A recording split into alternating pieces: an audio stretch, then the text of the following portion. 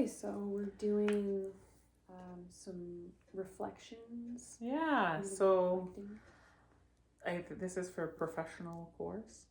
Yes, okay. For counseling. For counseling, okay, yeah. So I guess, so I really like the first question. So how does your mood affect your ability to work with youth, and how do you manage that? I think my mood will have like big moods, so it can impact like every part of my being.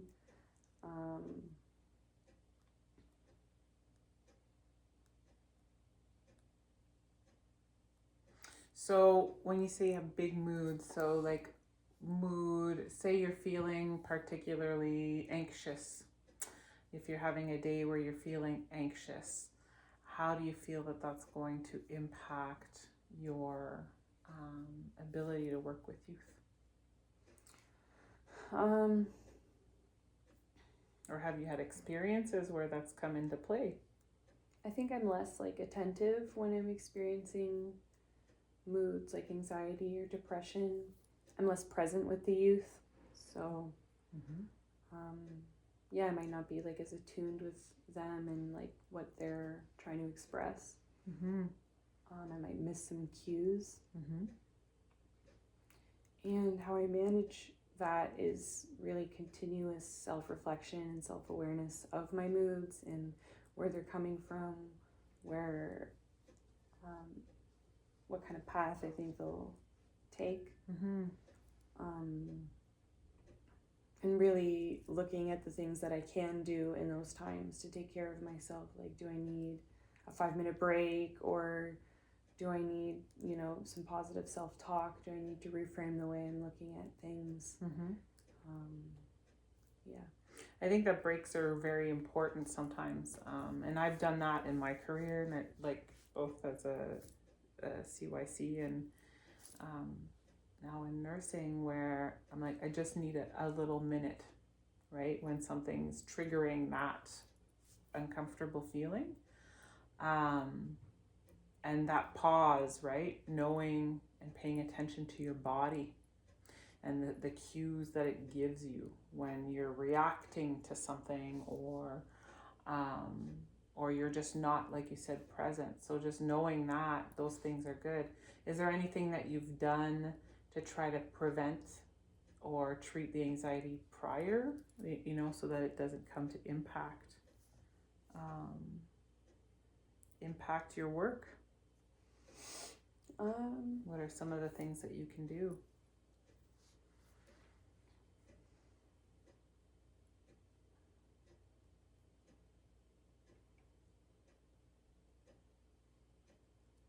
That's the key.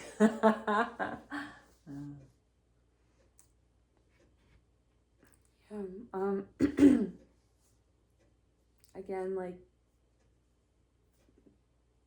once you're aware of it, like dealing with it, I think that continuous self-care helps with like being preventative. Yes. And having like a stable mood. Yes. So you're not all over the place mood-wise. Right. So having those routines. Yes.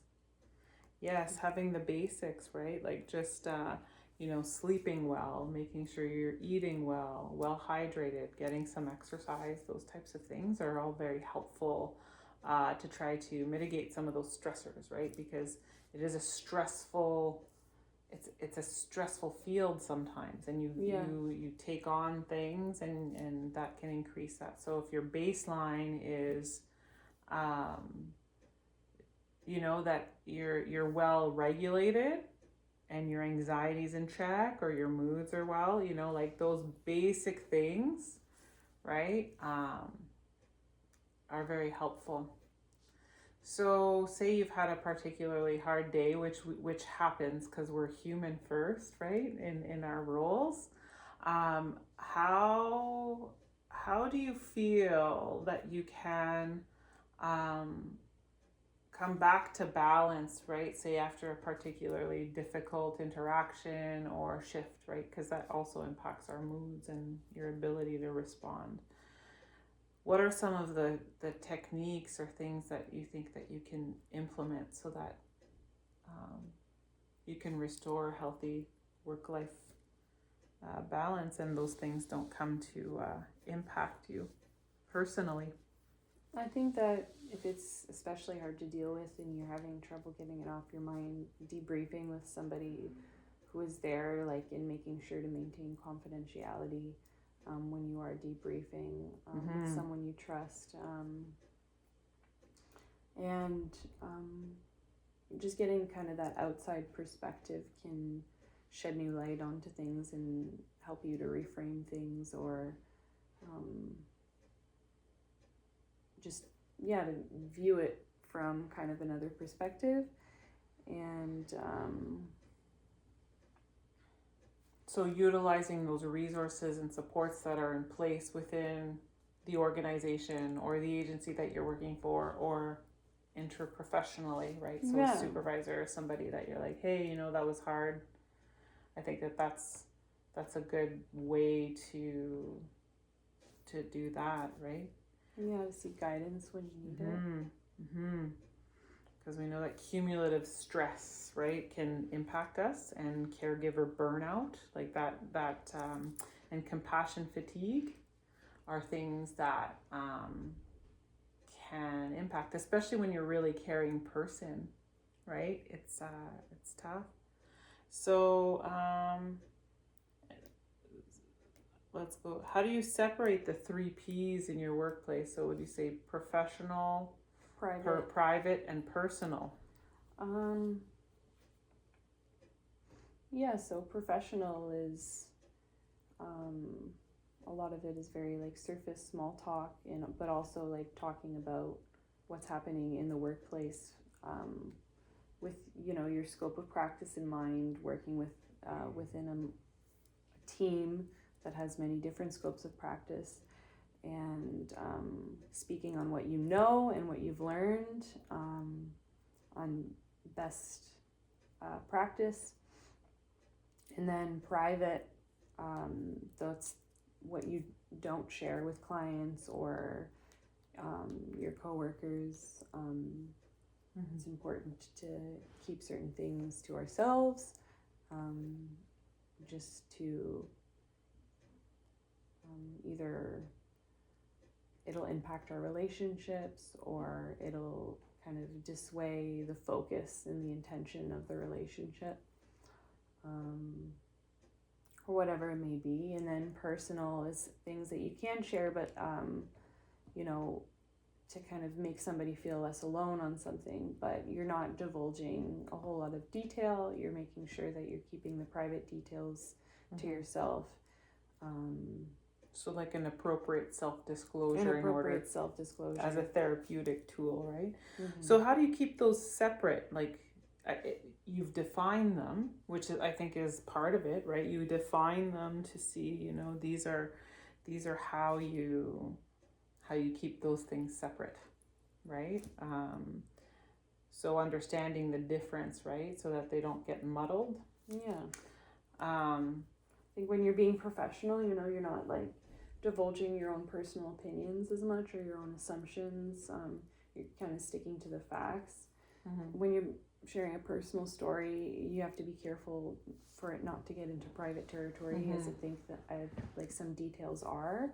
You can share a personal story that has private details in it that you keep to yourself, and if the client, asks for more information, you just say like, that's private, Right. It also teaches the youth, that there are like boundaries. Yes, I think that's key. Like, I think you got it there, is keeping some boundaries while defining what those things are, understanding the difference and how, as much as they kind of intersect in between the two, you have to define those clear boundaries professionally and personally too, to maintain wellness. Okay.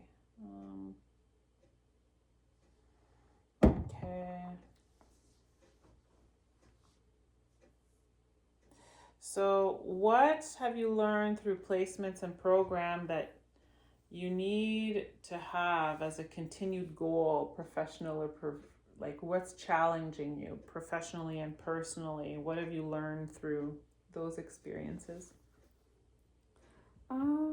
My last placement, I had difficulty with being consistent. I was struggling with some personal issues, some mental health struggles, and keeping that consistent self-care and that consistent reflection is important for me to avoid burnout, and to kind of be on the same page as myself, knowing, like having that self-awareness is really important for me to be like preventative in fighting those struggles that I will inevitably have. So consistency in your, so you understand that consistency is impacted sometimes by, certain mental health challenges that you have at times. Is that what you're saying? Your ability to be consistent? Yeah. Okay. Yeah. So I guess just fostering good mental health care for yourself, right? Which is always a journey for anybody, right? We're all, I think that that's really important for you, right? Given that you said that these are things that do impact your ability to be consistent and in your career. So, what are some of the things you've learned to take care of your mental health, so that you can function better professionally? You've gone through a journey. What are some of the things? Keeping in contact with my supports. I think that having that kind of that outside accountability can be really helpful. Journaling, reflecting. I find that like getting my thoughts out on paper, I'm able to better deal with them. Like I don't have, when I write it down, it's like concrete. Whereas when it's in my head, it's not as concrete, and I have a hard time like grasping it. And then when it's on paper, I can really kind of take control of the thought, and veer it in the direction that I find is healthy.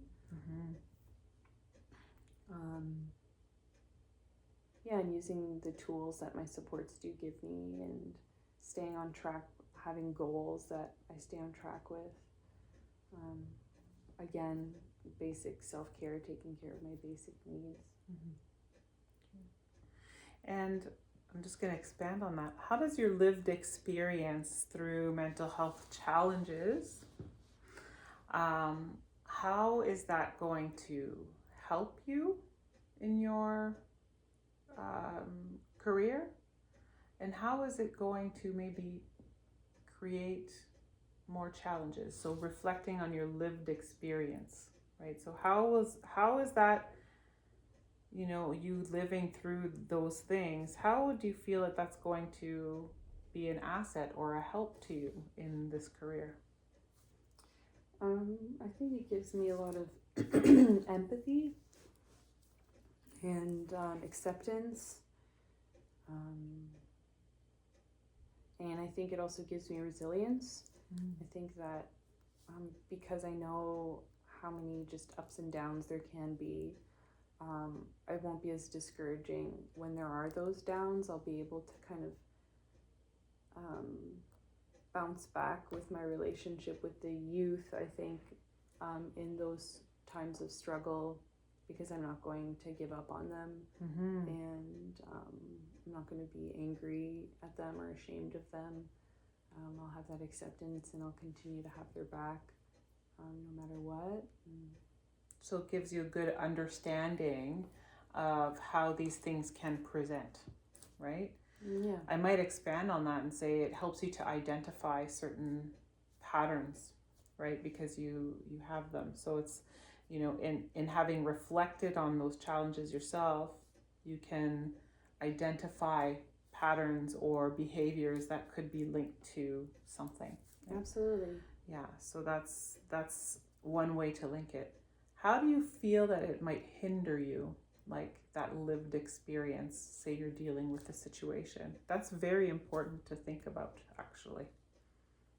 How would it hinder you to be effective in the role? I think that it's something that I have to continuously maintain, and if I don't maintain it, it impacts my functioning at work. Mm-hmm. And so that's a consistent kind of hindrance for me in a sense. It's not like it's a need as well, but it's definitely a big responsibility in this field, you know, to take care of myself so that I can show up and to the best of my ability. I think it could also be triggering at times. Mm-hmm. You know, some things may trigger certain things in me. I think it could also, like with countertransference, Mm-hmm.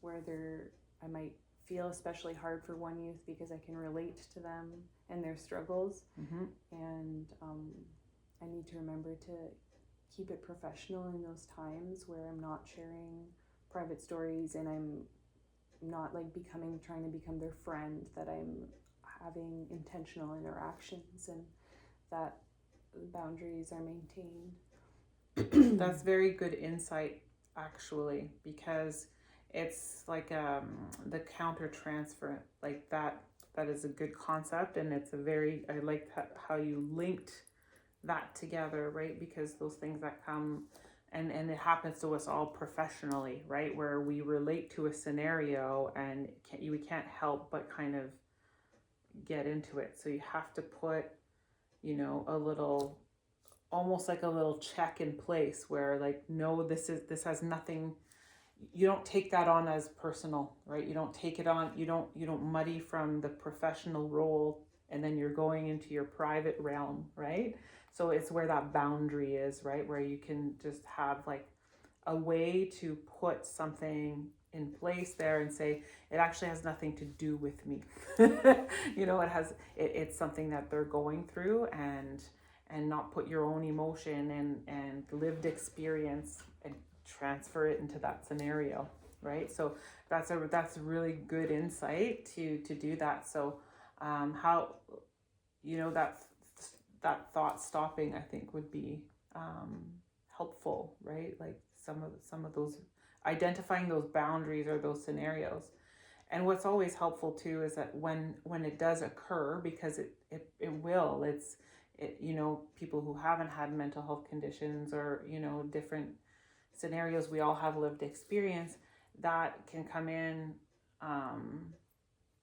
that occurs. Reflecting on that, right, is always a teacher, so that the next time you respond a little bit better. So, oh, when this happens, this triggers me this way. So the reflective practice in that case is really important.